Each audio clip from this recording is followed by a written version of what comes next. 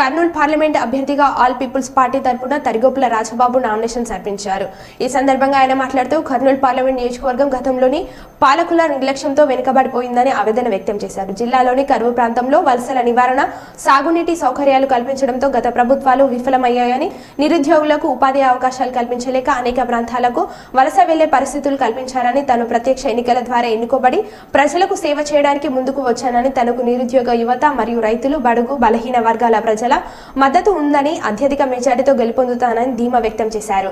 పెద్దలు మరియు మీడియా మిత్రులు, ప్రజా సంఘాలు అందరూ కూడా నాకు మద్దతు ఇచ్చినందుకు వాళ్ళందరికీ పేరు పేరున కృతజ్ఞతలు తెలుపుతున్నాను.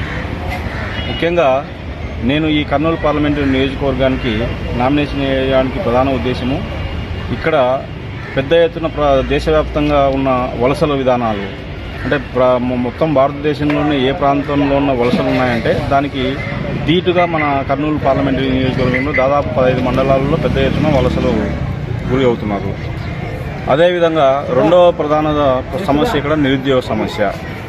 ఈ రెండు సమస్యలను స్పందిస్తూ నేను వీటి సమస్య పరిష్కారం కోసము నడుము కట్టి దీన్ని పరిష్కరించడం కోసం కూడా నా దగ్గర చాలా పటిష్టమైన కార్యక్రమాలు కూడా ఉన్నాయి. కాబట్టి అందుకు ఒక దృఢ నిశ్చయంతో నేను ఈ నామినేషన్లో పాల్గొని ఎలక్షన్లో పాల్గొని ఖచ్చితంగా అత్యధిక మెజార్టీతో గెలుస్తానని చెప్పి కూడా నాకు ఒక దృఢ విశ్వాసం ఉన్నది. నా విద్యార్థులే దాదాపుగా 10,000 మంది విద్యార్థులు ఉన్నారు ఇక్కడ, నేను పాఠాలు చెప్పిన విద్యార్థులే. అలాగే నాకు ప్రజా సంఘాల్లో కూడా చాలా మంది పెద్ద ఎత్తున మిత్రులు ఉన్నారు. అలాగే నిరుద్యోగులు కూడా దాదాపు లక్షల మంది ఉన్నారు. అలాగే రైతులు కూడా, ముఖ్యంగా నీటిపారుదల సంఘానికి ఈ గత పాలకులు ఇంతకుముందు పాలించిన వాళ్ళు కూడా ఎంత నిర్లక్ష్యం చేశారో. కేవలం 5 కిలోమీటర్ల దూరంలో ప్రవహిస్తున్న ప్రధాన నదులు ఉన్నప్పటికీ ఈ ప్రాంతాలను వారు కేవలం 70-80% ఇక్కడ బహుజనులు ఉన్న మూలంగానా మరి లేకుంటే ఏదో కారణం తెలియదు కానీ దీన్ని చాలా నిర్లక్ష్యానికి గురి చేశారు. కాబట్టి నాకు రైతుల మద్దతు కూడా ఉంది. దాదాపు 10 లక్షల మంది ఓటర్ల మద్దతు నాకు ప్రత్యక్షంగా ఉంది అని చెప్పి ఈ సందర్భంగా తెలియజేస్తున్నాను. కాబట్టి ఈ ప్రాంతంలో ప్రజలు, ముఖ్యంగా 80% మంది బహుజనులు కూడా ఉండడం ఒక విశేషం. వీరందరి మద్దతుతోటి నేను ఘన విజయంతో ఇక్కడ పార్లమెంట్ అభ్యర్థిగా గెలుస్తానని చెప్పి ఆశిస్తూ నేను ఈ కార్యక్రమంలో పాల్గొనడం జరిగింది. గతంలో నేను దాదాపుగా 30 సంవత్సరాల నుంచి బీసీ మరియు ఎస్సీ మైనారిటీల తరఫున అనేక పోరాటాలు చేయడం జరిగినది.